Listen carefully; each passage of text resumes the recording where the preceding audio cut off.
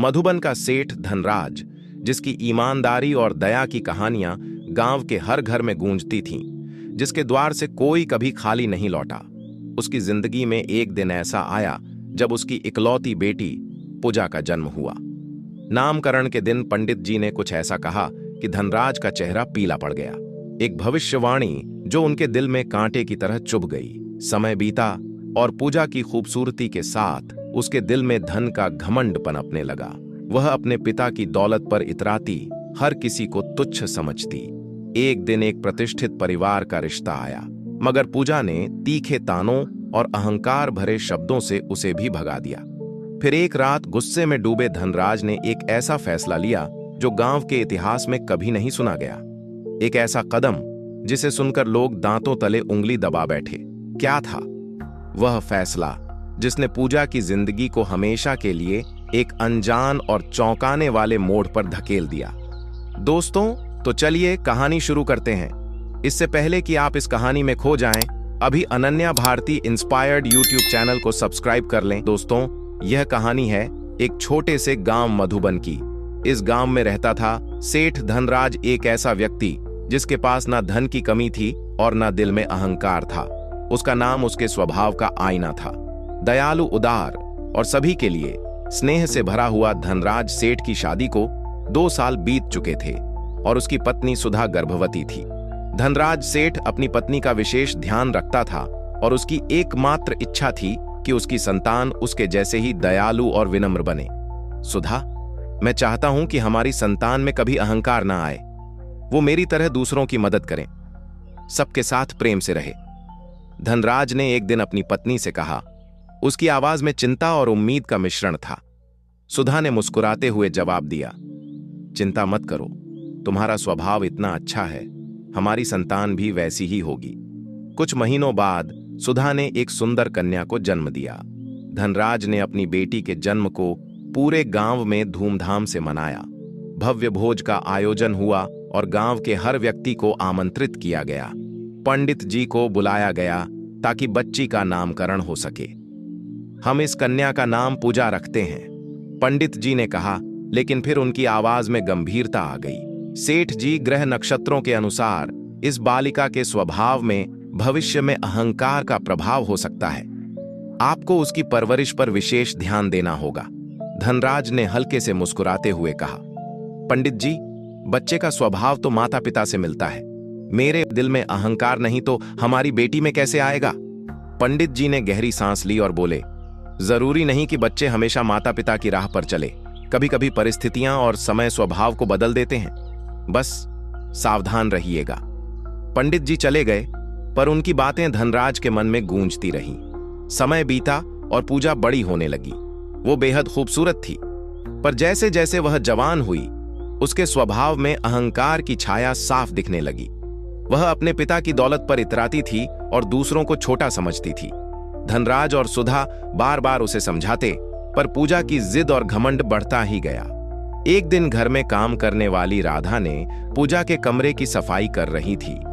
उसकी नजर एक खूबसूरत इत्र की शीशी पर पड़ी। राधा ने सोचा, यह वही इत्र है जो पूजा दीदी लगाती है। इसकी खुशबू मुझे बहुत पसंद है, शायद मैं इसका नाम देखकर अपने लिए भी खरीद लूं। जैसे ही उसने शीशी उठाई, पूजा कमरे में दाखिल हुई। ये क्या कर रही हो?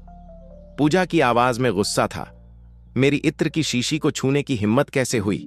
तुम्हारी चोर कहीं की इसे चुराने आई थी ना? राधा घबरा गई। नहीं दीदी, मैं तो बस इसका नाम देख रही थी। मुझे इसकी खुशबू पसंद है, सोचा था इसे खरीद लूं। पूजा ने तंज कसते हुए कहा, तुम्हारी औकात है कि तुम यह इत्र खरीद सको? यह इत्र तुम्हारी तनख्वाह से 5 गुना महंगा है। चुपचाप निकल जाओ यहां से, वरना पिताजी से कहकर तुम्हें निकलवा दूंगी। राधा की आंखों में आंसू आ गए। वो बार बार सफाई देती रही, पर पूजा ने उसकी एक ना सुनी। गुस्से में वह राधा को अपने माता पिता के सामने ले गई। मां, पिताजी, इसने मेरी शीशी चुराने की कोशिश की, इसे अभी निकाल दीजिए। राधा ने रोते हुए कहा, मैंने कुछ नहीं किया। सेठ जी, मेरी मां और मैं इतने सालों से आपके यहां काम कर रहे हैं, हमने कभी ऐसा कुछ नहीं किया। धनराज ने गहरी सांस ली और पूजा से कहा, बस करो पूजा, राधा और उसकी मां ने हमेशा हमारा साथ निभाया है, तुम्हें ऐसा व्यवहार नहीं करना चाहिए। पर पूजा गुस्से में चिल्लाई, मैं ऐसी नहीं हूं जो इन जैसे लोगों की बात माने।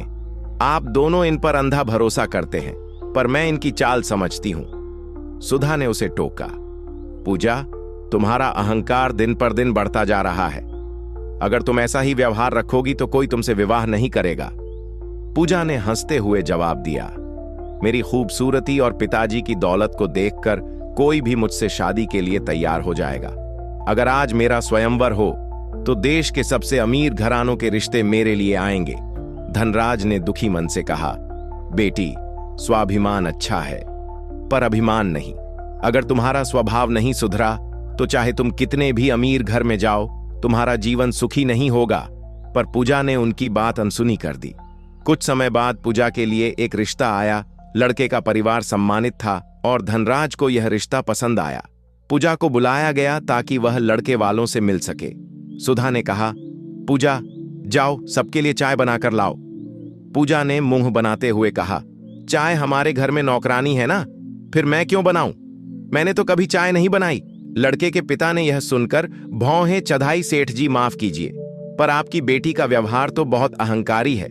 मैंने सोचा था कि आपकी बेटी आप जैसी होगी, पर यह तो बिल्कुल आपसे अलग है। मैं अपने बेटे की शादी इससे नहीं कर सकता। पूजा ने तुरंत पलटकर कहा, आके बेटे से मैं खुद शादी नहीं करूंगी। देखिए ना, इसका रंग कितना साधारण है। ऐसे लड़के से शादी करने से बेहतर है कि मैं कुंवारी रहूं। लड़के का पिता गुस्से में बोला, यह तो सिर्फ घमंडी नहीं, बदतमीज भी है सेठ जी। आज से हमारी दोस्ती खत्म। वो गुस्से में वहां से चले गए। धनराज का दिल टूट गया। उनकी बेटी ने न सिर्फ उनका अपमान करवाया बल्कि उनकी दोस्ती भी तोड़ दी। गुस्से और दुख में डूबे धनराज ने पूजा से कहा, तुमने आज मेरा सिर शर्म से झुका दिया। तुम्हें जो अहंकार है वह मेरे कमाए धन का है। आज मैं तुम्हें अपनी संपत्ति से बेदखल करता हूं।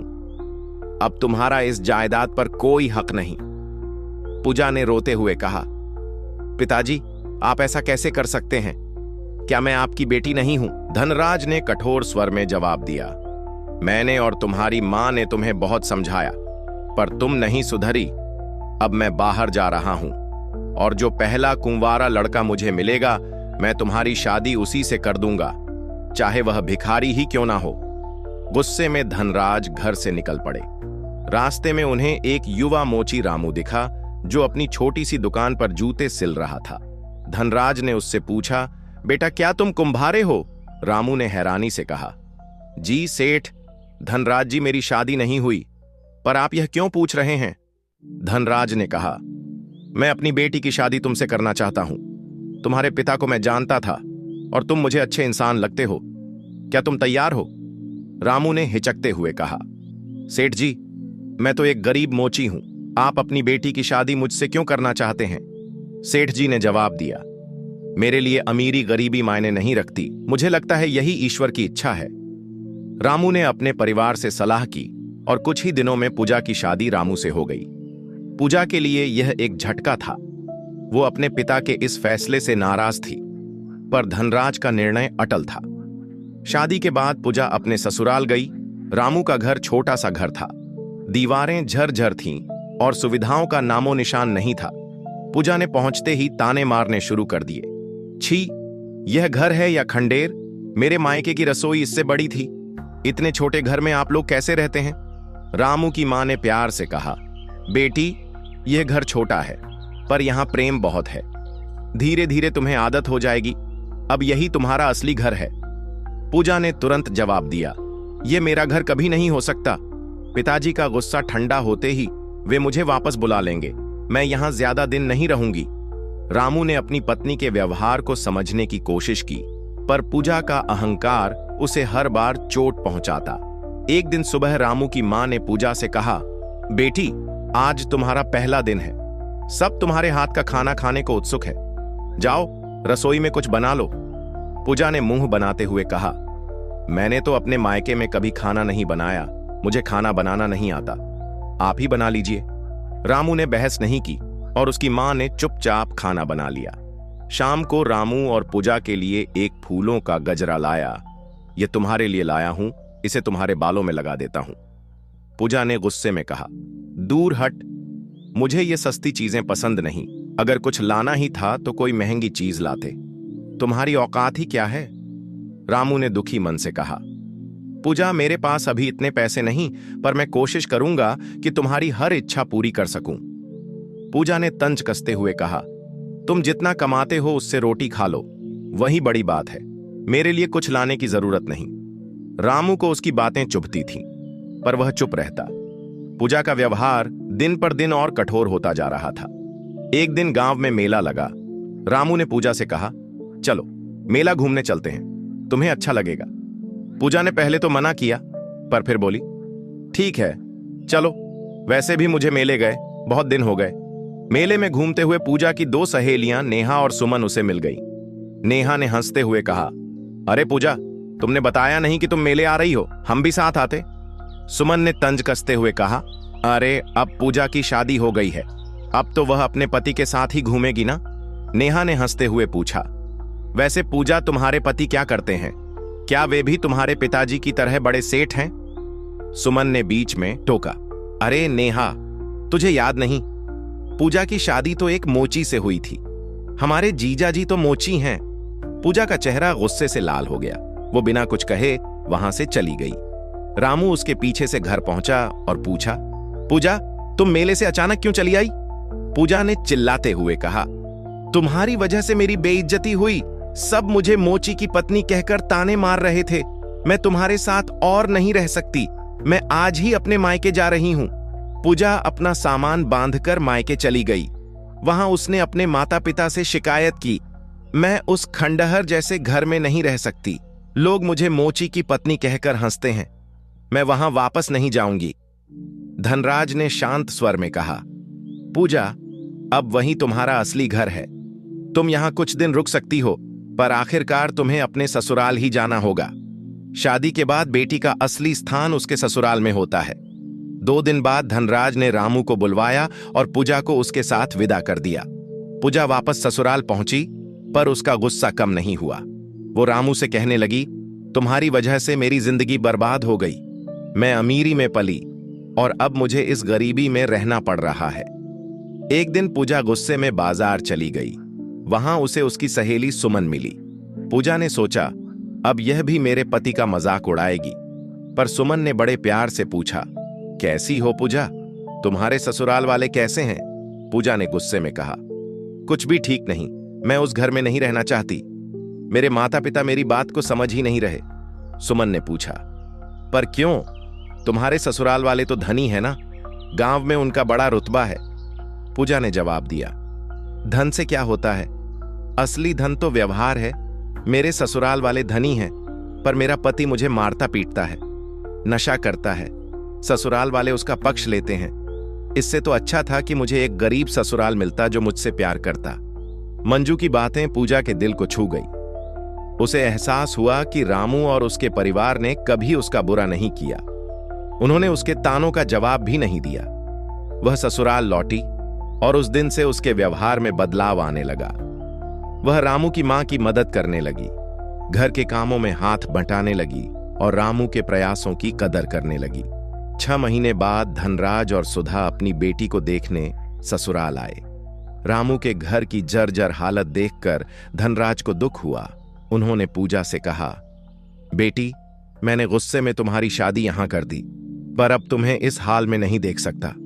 मैं तुम्हें फिर से अपनी संपत्ति का हकदार बनाता हूं। तुम हमारे साथ चलो। पूजा ने मुस्कुराते हुए कहा, नहीं पिताजी, अब यही मेरा असली घर है। मेरे सास ससुर और रामू मुझसे बहुत प्यार करते हैं। रामू मेरी जरूरतों के लिए कड़ी मेहनत करता है। मैं उनके पैसों से थोड़ा थोड़ा जोड़ रही हूं ताकि इस घर की मरम्मत कर सकूं। मुझे यहां कोई दुख नहीं।